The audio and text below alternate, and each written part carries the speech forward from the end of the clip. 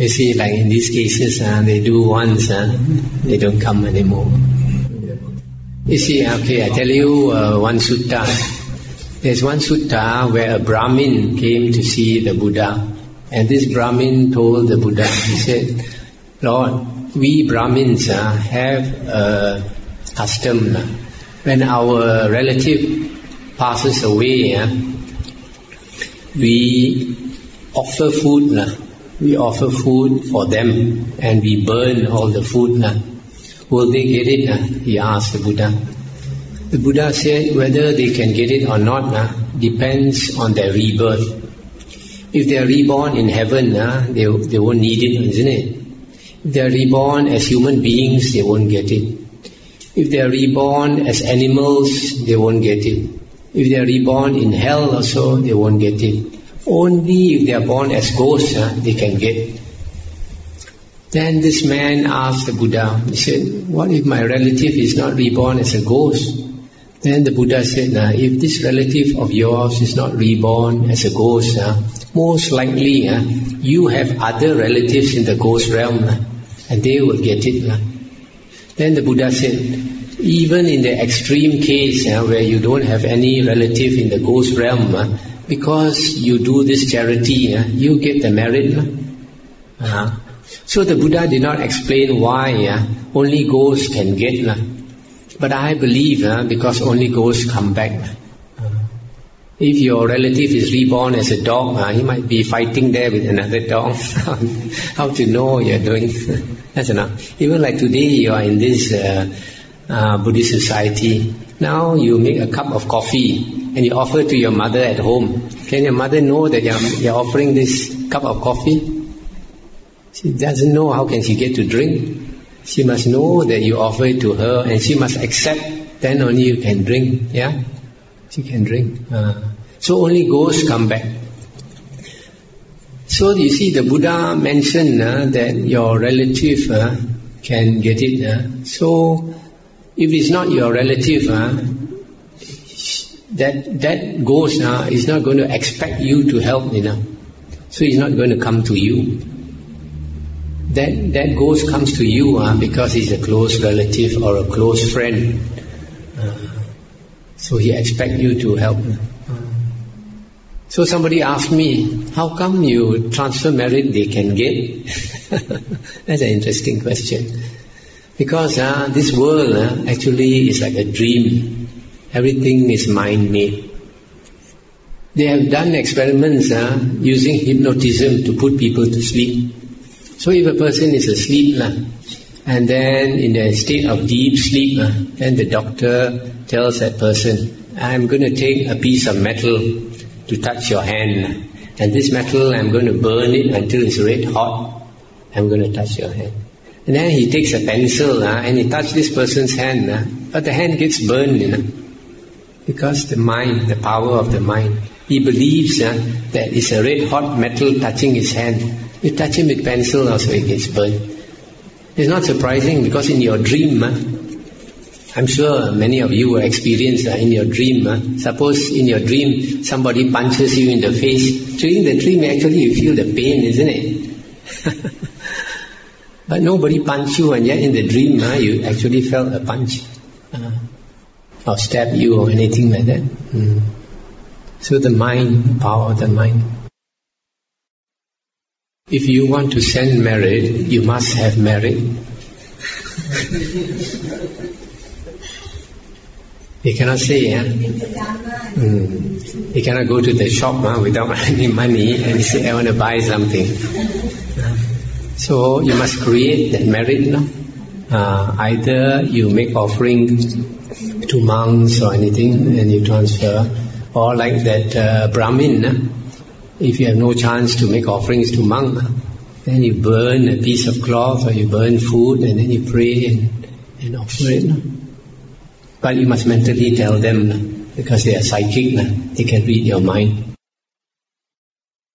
The Buddha's teachings, offering meat or eating meat is alright, provided there are 3 conditions. You don't see, you don't hear, and you don't suspect. that the being was purposely killed for you. So if you want to offer meat, for example, you go to the market, you buy the dead fish. You're not causing the death of the fish. You buy a dead fish and you offer, it's all right. Or this meat that's already slaughtered. Now some people say that if you eat meat, that creates the demand. Okay, that has economics, nothing to do with Buddhism. Why? Because if you use that argument, then you cannot sit in a car. You cannot own a car. You cannot even sit in a bus. Why? Because every day in this world, 2,000 human beings are killed on the road every day by vehicles. And not to mention innumerable animals are killed on the road every day by vehicles. So if you use a vehicle, you are encouraging the motor industry, more cars to be made. And more cars are made, more people will be killed. So are you guilty of killing human beings if you drive a car? That's the same argument, right? Then there's another simile I like to give you. Many years ago when I was working in government service, I was sent to Intan for training, the government training center. And I met a prison officer from Taiping prison. And at that time, I'm not sure now, at that time, Taiping prison, they hang people, death sentence. So I was talking to him about hanging people, whether prison officers do it. He said, no, we never do it. I asked him who does it. He said, we pay somebody from outside to do it. And he says it's a very simple job. On the day when this person is due to be hanged, so this person who is recruited to do the job, he follows the prison officer to that cell. Then the prison officer will open the cell door and bring out that person. This person, he knows he's going to be hanged. He's already half dead. So they bring him out and they bring him to a place where he has to stand. And this place where he has to stand, actually there's a trap door, where he's standing. So that person who is recruited to hang him will tie his hands and then blindfold him and then put the noose around his neck, tighten the noose, and then go to one corner and pull a lever. The trap door will open. This man falls a few feet, maybe 3 or 4 feet. That's enough to jerk the neck and break the neck, the spinal bone. Automatic process. Automatic process. Cervical goals. Yeah. I don't know about that. I haven't done it. So he hangs there for some time before he dies. Now this man who did the killing, the execution, he goes back that night, he cannot sleep, Second night also he cannot sleep. Third night also he cannot sleep. If you cannot sleep for 3 nights, very susah, So he has to drink himself drunk and fall asleep. Then next time you invite him to come and do this job. This job is maybe half an hour job. He gets paid 100 ringgit. You ask him to come and do again, he'll never want to do again. But this prison officer told me, there is one man who has done it for more than 10 years. And this prison officer told me that if you look at this man's face, you dare not look at him a second time. You see, for most of us, even to kill a chicken also, we are scared. To kill a human being, you have to make your heart very hard to kill somebody. And to do it the second time, you have to make your heart stronger still to kill the second. So he keeps doing this, so it becomes very hard inside. That's affected his face and change. Now I bring you this case which concerns you. Suppose now there is a serial rapist and a killer on the loose in Kuching, and goes about raping women and killing, and even men also he kills, and he can strike at any moment, and he has killed many people. Okay, so what is the police going to do? Going to look for him, isn't it? So they spend some time investigating, looking for clues, everything. One day finally he's caught. Okay, so then he's put into prison. After that there's a long proceedings in the court, criminal proceedings, and finally the judge says to be hanged until death. Okay, so now in the same way, this person goes to the prison and then one day he's hanged. Okay, so who has the biggest karmic offense for the death of this man? Is it the man who pulls the lever and hangs him? Or is it the judge? Or is it the policeman? All these have a share, isn't it, in the killing of that person? You'll be surprised, you also have a share. Why? That man has to die because of you, because of the protection of your life, that the police have to catch that man and kill him before he kills you. That's enough. Yeah? Okay? So are you guilty? If not for you, that man don't have to die, That's enough.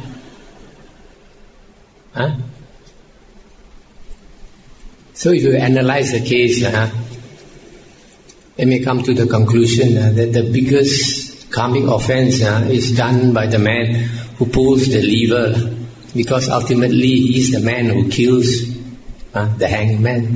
He is the man who kills that killer. Okay. So second heaviest karmic offense is the judge, because the judge passed sentence, yeah. Even though he may be doing his job.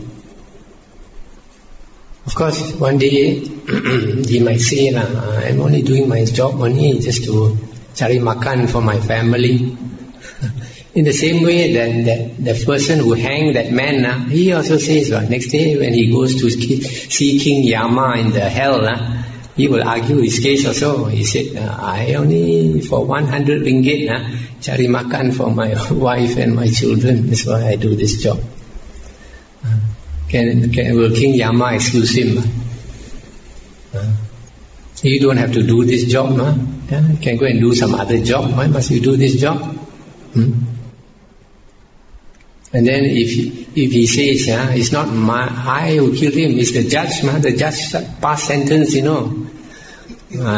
Yama will say, the judge only opened his mouth. You are the fool who pulled the lever, isn't it? So the second heaviest karmic offense is the judge, because he passed the sentence. How about the policeman?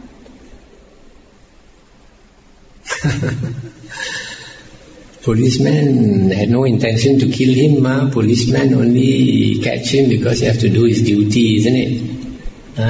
So policeman should not have any karmic offense. How about you? Because of you, finally he has to die. You cannot have any offense. You didn't even know that you was caught and all that. So in the same way, when an animal is killed, the person who has the biggest karmic offense is the person who slaughters the pig or slaughters the chicken. He has the biggest karmic offense. The second heaviest karmic offense is the person who rears that animal. Some people rear chickens, rear pig and all that, and they sell to the slaughterhouse to be slaughtered. That's why the Buddha said, rearing animals for slaughter is one of the businesses, trades that a lay person should not do. But you makan that meat, you have no offense. Even though, because people want to eat meat, that the animal was slaughtered. Just in the case, in the same case of that person is hanged, basically to protect you, but you have no karmic offense. In the Vinaya, the Buddha mentioned that before he was enlightened, he was very scrupulous, that he would take a lot of care not to kill any being, even to the extent not to step on a puddle of water in case there were any beings inside. But in the Vinaya books, after he was enlightened, the Buddha said that if you cannot see, if it's so small like bacteria, you cannot see, it's alright, doesn't matter. Sometimes we have to use our wisdom. In the Vinaya books, it is mentioned that sometimes monks who live in the forest, when they come out of the forest to go to the town to beg for their food, sometimes they come across the carcass of a deer which was killed by a tiger, and the tiger had eaten half of the meat. Usually these tigers, when they eat a deer, it's too big to finish. They will eat as much as they can, and after that they have to wait for a few days for the food to digest before they can eat some more. So they will hang around that area so that in case to protect that deer from being eaten by other animals. But he wants to lay a claim on that deer. But sometimes these monks pass by and they see the deer half eaten and it's good meat, freshly killed. So they take that deer meat and they bring it back to the monastery to be cooked for the monks. So some monks started thinking, this is not right, because the tiger, having killed that deer, the tiger wants to eat the rest of the deer. So you take that deer meat from that tiger, it's like stealing from that tiger. So they complained to the Buddha. And what did the Buddha say? They say it's alright. It's alright to take from animals. What that indicates is that human life is more important than animal life. Human life is more important. That's why, like in the monk's precepts, if a monk kills a human being, he's automatically no more a monk. He has to be disrobed, and he can never ordain as a monk again in this lifetime. But if a monk kills a bird, it's a small offense. Or if a monk kills a dog, it's considered a relatively small offense that he has to confess to another monk. And then that matter is closed. So there's a difference between killing a human being and lesser beings. So to save a human life, I think bacteria is a very minor thing. For example, if you have worms and all that, I think even worms also you take whatever medicine is necessary to take care of yourself. That is using your wisdom. Sometimes, this killing process, in fact, all the precepts, you cannot observe 100%. It's impossible to observe 100%. Suppose now your house has been attacked by white ants. Are you not going to get somebody to come and spray and kill the white ants? Otherwise, your house is going to collapse. Yeah. Or if, for example, there is dengue fever, so you find some mosquito, larva in your garden in a bottle. It might be dengue, right? You might have to kill it rather than to take the risk of the dengue mosquito biting your son or your daughter. What is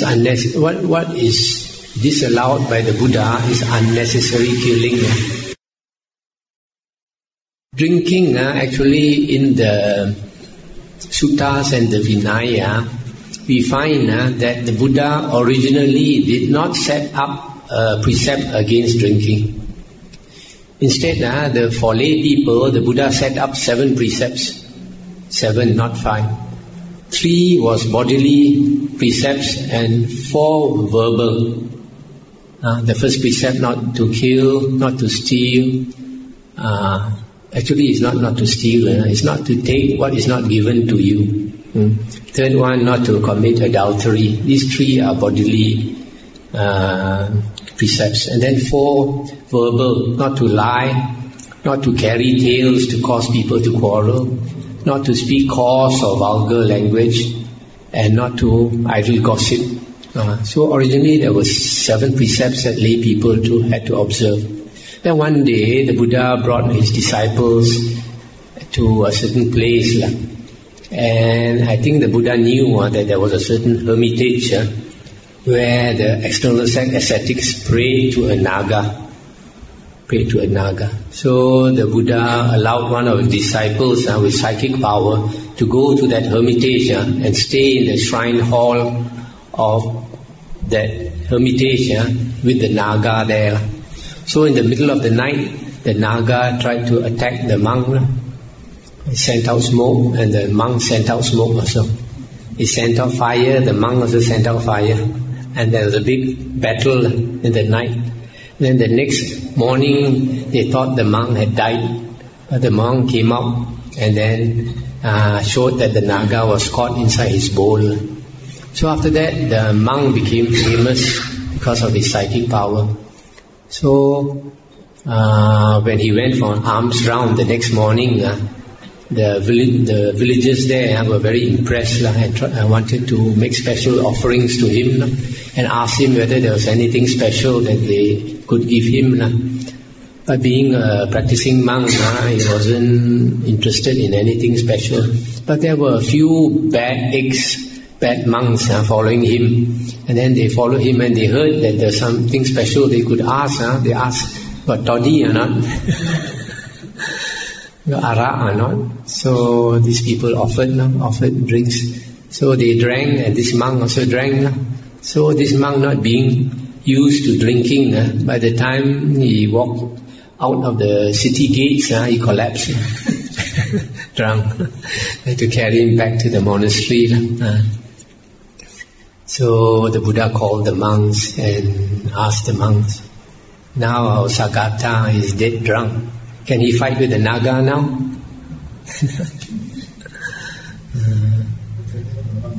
I think Sagata, I think Sagata. I don't think he was an Arahant, because if he was an Arahant, I don't think he would be drunk. Because Arahant has got sati 24 hours a day. So from there onwards, the Buddha set up the precept against liquor. It is also mentioned in the suttas that there was a follower of the Buddha called Sarakani. I think it's mentioned in my book, Liberation, Sarakani. This man could have been a monk before, because it is said that he failed the training. Training normally is a monk's training. So he disrobed and then he took to drinking, even though he was a disciple of the Buddha. And then when he died, the people asked what happened to him, and then the Buddha said, oh, he's a Sotapanna. I mentioned last night that he's a Sotapanna. So the people were upset. So from here you can see, actually even a person drinks also can be a Sotapanna. So the precept is not so much that you cannot drink even a drop. My interpretation, I may not be correct, but I'm always a bit liberal when I tend to want to follow the middle path, not too, like they say, the guitar string must not be too tight, guitar string must not be too loose. So some lay people, sometimes you have no choice, you have to entertain customers. Some people are doing sales, have to bring the customer to karaoke and all that. So they have to drink a bit. But if you understand that there is such a precept, at least you will tarik break. You don't go and get drunk, you see. So you drink also, you drink a little and not too much. And then there are some people who enjoy a little bit of wine every night. But they still want to be Buddhist. But they don't get drunk. There's just a little bit of enjoyment. So I think it's alright. But for monks, different now. For monks in the Vinaya, the Buddha said if there is a smell of liquor, there's a taste of liquor, then it's not allowed. But if you cook a dish for a monk, you put some liquor, usually it's alright. When you cook it, or it evaporates.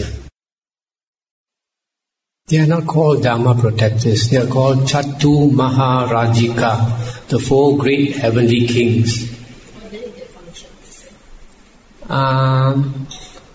They are the lowest heaven in the sensual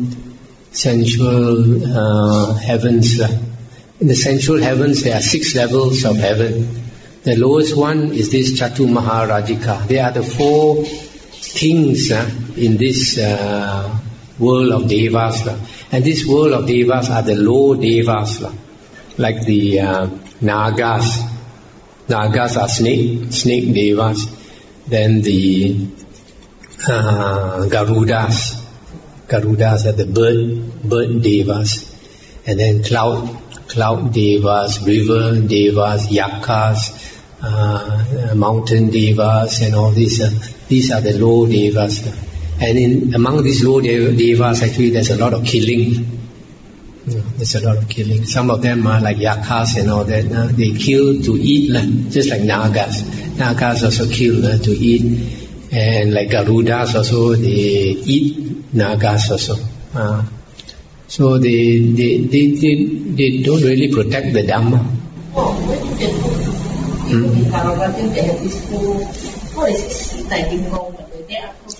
Yeah, Sitai Kim Kong is Chatu Maharajika. People like to pray to them because people are afraid. If we get disturbed, it's normally by these low Devas, like mountain Devas, river Devas, earth Devas, tree Devas, and all that. So they come under these 4 Sitai Kim Kong, these 4 Chatu Maharajika. So we pray to their king so that we ask their king to protect us from them. That's all.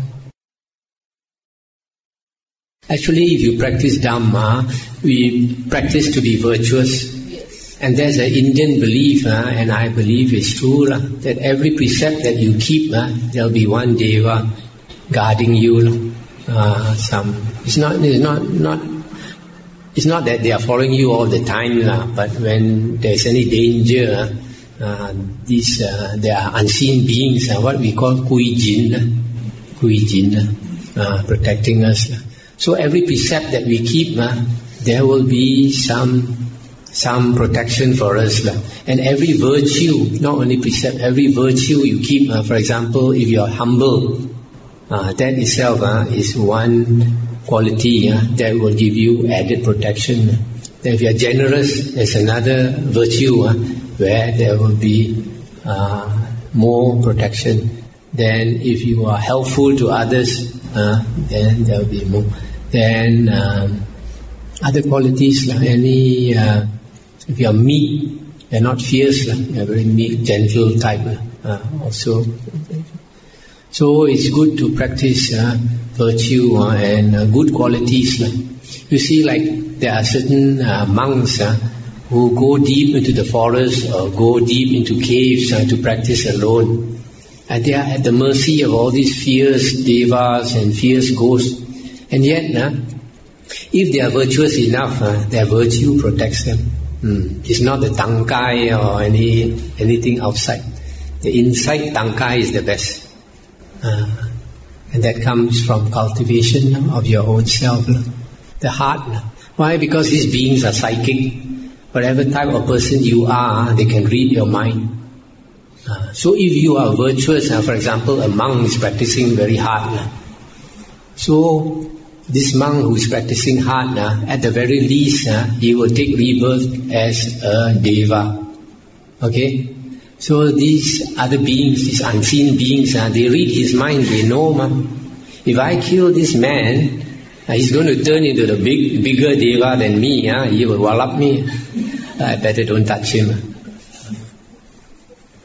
So sometimes, you read in the newspapers, some people, they catch a big python or they kill the big python. A few days later, this man dies a mysterious death. I remember many years ago, there's one Indian, he killed a big snake and he was found dead, kind of tied up. Why? Because some of these big pythons, they are Nagas, The Buddha said some of these heavenly Nagas, they come down to our human world to enjoy themselves. So, if you kill them, their karma as a Naga has not finished. They will take immediate rebirth as a Naga again. Then they come and take revenge on you. Our Buddha, Sakyamuni Buddha, he said that he contemplated his past lives. Not only his past lives, he contemplated the past. And he mentioned he contemplated 91 world cycles. One world cycle is a very, very long time, extremely long time. Very hard to imagine how long it is. So for him to contemplate 91 world cycles, he must have spent the whole night from 6 p.m. to 6 a.m. 12 hours contemplating. And he said that he saw 6 past Buddhas. 6 past Buddhas. So only 6 past Buddhas actually were mentioned by the Buddha. But later books talk about 24 Buddhas, 28 Buddhas and all that. And out of these 6 Buddhas, our Buddha Sakyamuni, he only met one Buddha. And that was a previous Buddha called Kassapa. And this is mentioned in the Gatikara Sutta. I mentioned last night. He was reborn as a Brahmin. And then he had no faith in the Buddha, but his friend managed to pull him to see the Buddha. And after listening to one discourse, he must have entered the stream. And then because he had attained the first jhana, he must have attained the Sakadagamin, second fruit. And I believe that all Buddhas are Sakadagamin. They come back, they must enter Nibbana. That is why they will naturally go and become a hermit and practice. But after they become a Buddha, 99.99% of them refuse to teach. Refuse to teach. Because even like our Buddha, even though he was such an enlightened person, when he taught also he got a lot of scolding from people. Even Devadatta tried to kill him. So it was mentioned after that he went to the Tusita heavens. And I mentioned last night that shows doesn't mean the person gets jhana, is born in the jhana heavens. Sometimes if he does not indulge the whole day in jhana, he can be reborn in the sensual heavens. Then he comes back as a human being the last time and enter Nibbana. So that is mentioned. It's also mentioned in the Sutta, the Buddha said, human lifespan starts with about 80,000, average lifespan of human beings, 80,000 years old. And then because of bad karma, it reduces until 10 years. Human lifespan can go down to 10 years. At that time, women 5-year-old can bear children. At that time, people will kill each other. And then so much killing that some people will start to think. We remember last time our grandparents used to say that in the past our forefathers had longer lifespan. But at that time they did not kill each other so much. So some of the people with a bit of wisdom, they run to the hills and start a commune where they keep the precepts and they don't kill. And then because of keeping precepts, their age starts to increase again. And then in the future when human lifespan is 80,000 years old again, and then the Maitreya Buddha will come. In Pali it's Metteyya Buddha. Milekhut will come at that time.